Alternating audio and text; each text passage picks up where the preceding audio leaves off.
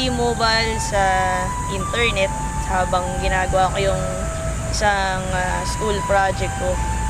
Naghanap din ako ng extra income ng that time. So, hindi ko na pinalagpas yung ads na yun sa internet. Pinuntahan ko siya sa Ortigas, nag-attend ako ng BOM, nagustuhan ko talaga yung business. Pero, unang problema ko talaga nun, dahil estudyante pa ako nun that time, is pera. Wala akong pang-join. Talagang, gustong-gusto ko talagang sumali, pero di ko alam saan ako kukuha ng pang-invest. Pero ginawan ko talaga siya ng paraan kasi gusto ko talagang gawin to, gusto ko din talagang umasenso. Nung simula ako dito sa V-Mobile, talagang nahirapan ako kasi konti lang yung kakilala ko, mahihain din akong tao, so hindi ko alam paano ko talaga sisimulan yung business. So, ang ginawa ko talaga, naisip ko talagang gawin is umattend ako ng training para matutunan ko paano gawin yung business. Simple lang yung family namin, talagang budget lahat ng bagay. Hindi ako makahingi sa parents ko ng panglabas, pangbili ng mga gamit. So, kaya naisip ko magkaroon ng pagkakaitaan kasi gusto ko talagang bumili ng mga gamit para sa sarili ko, mga gadgets, damit, and syempre marami din po akong pangarap sa buhay. Naisip ko, kahit na meron akong mga leaders, meron company, meron training, I know na kailangan mag-depend ako sa sarili ko.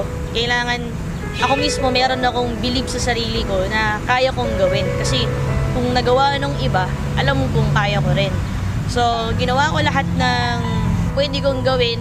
Nag-research ako ng trainings, at nagbasa ako ng mga books, at nag-ask din ako ng mga advices and opinions sa mga successful na tao. So by that, nakakuha ko ng mga tips and techniques, in-apply ko lang siya doon sa aking business, and hindi ko napansin na effective talaga siya and talagang magbo-boom yung business. Ang sarap ng feeling kasi hindi ko expect na aabot pa doon yung income ko sa business kasi ang akala ko lang talaga extra income, so akala ko maliit lang yung kita, pero di ko expect na aabot pala talaga siya ng milyon. Kung talagang seryosohin mo yung business, seryoso talaga yung ibabalik niya sa'yo.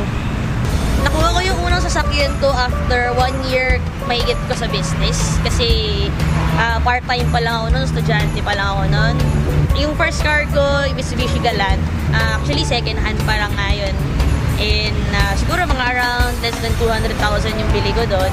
So because of that car, doon na nagsimulang mag-expand yung network ko kasi nakita na rin ng mga iba, nagkaroon ng resulta at nakapunta rin ako sa mga ibang place. So after few months, siguro sabihin natin na after 6 months, na pinalitan ko siya ng Ford Expedition kasi gusto ko ng malaking sasakyan para magmukha naman ako malaki. Iba kasi yung feeling naka-expedition ka. After ko mag-second hand ng kotse, naisip ko naman mag-brand new para yung kakaibang feeling.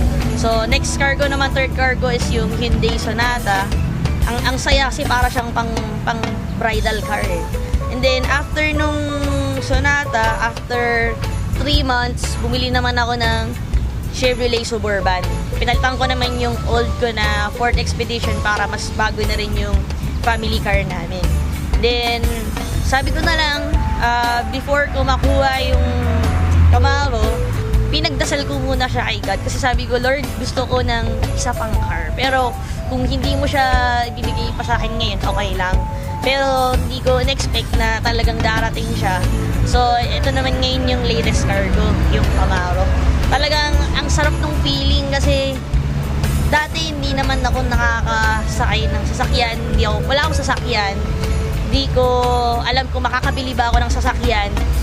Hindi ko rin dati na-experience na pumasok ng showroom at from that day is pwede ka nang bumili ng sasakyan. Nung una pa nga, ayaw ko pansinin ng mga agents kasi siguro akala nila isa lang ang musmus na bata. Pero di lang nila alam na ako na pala yung bibili ng sasakyan. So, iba talaga yung feeling kasi parang iba yung achievement na mararamdaman mo eh. So, talagang sobrang thankful talaga ako sa business, sa V-Mobile, kay God, tsaka syempre, yung determination ko na gawin yung business. Sa lahat ng nag-reject sa akin, maraming salamat kasi dahil sa inyo, lalong lumakas yung loob ko na gawin yung negosyo at patunayan sa mga hindi naniniwala sa akin na kaya kong gawin yung business with or without you. Dahil sa inyo, yung spirit ko na gawin yung business talagang sobrang grabe. Advice ko sa mga new members, number 1, maniwala muna kayo sa Diyos. Kasi siya yung nagbigay sa inyo, nagturo sa inyo ng opportunity na ito. Magtiwala din kayo sa company kasi yan yung magbibigay sa inyo ng mga commissions ninyo. And lastly, magtiwala kayo sa sarili ninyo kasi wala namang imposible kung marunong kang